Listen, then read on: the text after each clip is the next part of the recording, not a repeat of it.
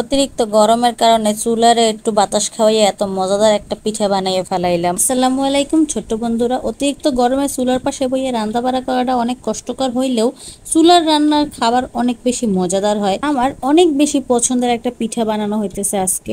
এটা হচ্ছে কুলি পিঠা। আমার এত পরিমাণ পছন্দের, আমি জানি না কোন জেলায় এটারে কোন নামে ডাকে। তো এইদিকে যে ময়দা টয়দা নিয়ে সব কিছু নিয়ে আর কি প্রিপারেশন অলরেডি অর্ধেকের বেশি শেষ। আমি একটু অসুস্থ থাকার কারণে আমি এখানে শুরু থেকে ছিলাম না, তো শুরু থেকে কোনো ভিডিও করে নাই।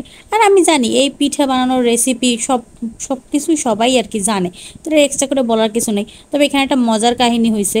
এই যে ছোট ছোট পিঠাগুলো, এগুলো তো আমার ভাবি বানাইছে। আর এই যে বড় বড় পিঠাগুলো, এগুলো আমার আম্মু বানাইছে। মানে মেইনত এতটাই গরম যে চুলার পাশে বসে গরমে পিঠা বানাইতে বানাইতে মানে গরমে কতটি বানাইছি হেডি ফাইটটা উঠছে অলরেডি, তারপরে নিয়ে গেছে চুলার কাছে। আর এই জিনিসটা আমার সব থেকে বেশি পছন্দের।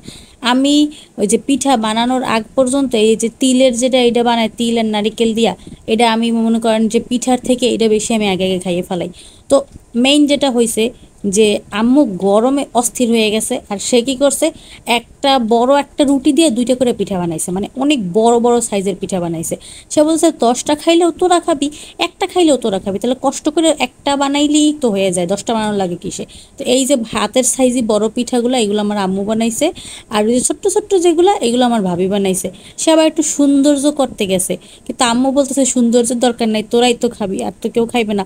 তা তো কষ্ট করে গরমের মধ্যে ছোট ছোট বানানোর দরকার নেই। তো এইগুলো হচ্ছে বড়গুলো একজনে বানাইছে, ছোটগুলো একজনে বানাইছে। আর দুর্ভাগ্যবশত আমি অসুস্থ থাকায় আমি কোনো এক্সপেরিমেন্ট করতে পারি নাই।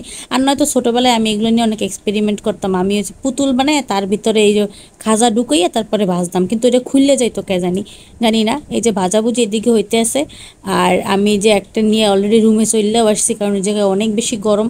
আর আমি অসুস্থ থাকায় তো গরমে বসতে পারতেছিলাম না। তো আমার একটা ভাজা হয়েছে, গরম গরম একটা নিয়ে আমি রুমে চলে আসছি।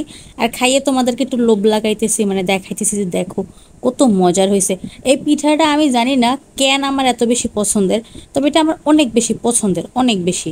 আর এই পিঠাটার আবার দুধ দিয়ে ভিজাইয়াও খাই, সেটাকে দুধ পুলি বলে। আমরা রাত্রে এরকম খাইছি, সকালে আবার দুধ দিয়ে ভিজাইয়াও খাইছি। ওইটাও অনেক মজার ছিল। আসলে আমি ঘুম দিয়ে উঠতে উঠতে সবার খাওয়া দাওয়া শেষ হয়ে যাওয়াতে আমি শেষে পাতিলের নিচে আর কি ভাঙ্গা পিঠাগুলা পাইছি। তো সুন্দর করে ছবিটাও আর কি তুলতে পারি না, তার আগেই সবার খাওয়া দাওয়া শেষ। তবে আমি ছাড়া আরো একজন আছে যার এই পিঠা খুব বেশি পছন্দের ছিল, তবে আজকে সে আমাদের সাথে নাই। আমরা চাইলেও তাকে আর এই পিঠা বানাই খাওয়াইতে পারবো না।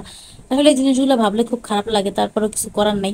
যাই হোক, আমি পিঠা বানাই নাই, তো পিঠা বানানোর এক্সপিরিয়েন্স বা রেসিপি কোনো কিছুই শেয়ার করতে আসি নাই।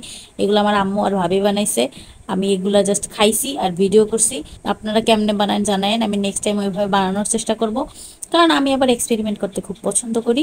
আর ভিডিওটা এই পর্যন্ত দেখার জন্য ধন্যবাদ। ভালো থাকুন, সুস্থ থাকুন, আল্লাহ হাফেজ সবাইকে।